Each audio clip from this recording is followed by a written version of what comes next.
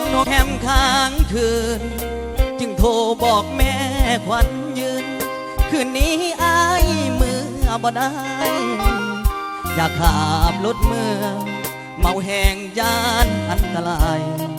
อยากเมื่อจนแทบขาดใจแต่เมื่อบ่ได้อีหลีถ้าเมาแล้วขับผิดกฎของจราจรจำเป็นต้องเศร้าห้องนอนจึงโทรวอนน้องคืนนี้น้องผู้รอคอยอย่าใจน้อยเลยคนดี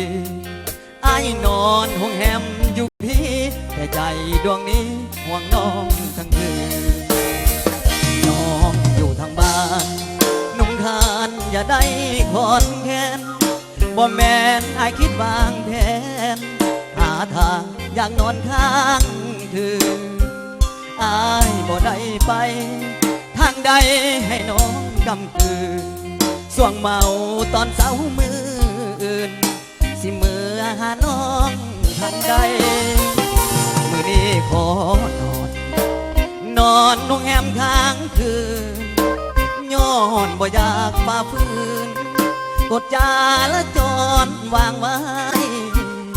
เมาแล้วบ่คำนี้ยังจำใส่ใจเมาแห้งอายยันหลับในอายเมื่อบ่ได้ขอนอนข้างเธอ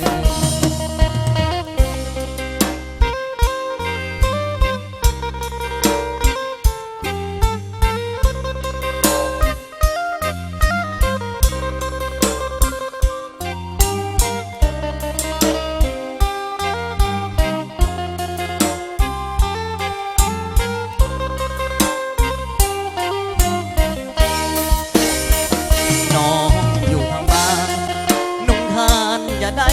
ขอนแค้นบ่แม่นอายคิดวางแผนหาทางอยากนอนข้างคืนอายบ่ได้ไปทางใดให้น้องกำคืนส่วงเมาตอนเช้ามืออื่นสิมือหาน้องทันใดมือนี้ขอนอนห้องแฮมค้างคืนย้อนบ่อยากฝ่าฝืนกดจาละจรวางไว้เมาแล้วบ่คำนี้ยังจำใส่ใจเมาแห้งอายยันหลับในอายเมื่อบ่ได้ขอนอนข้างคืน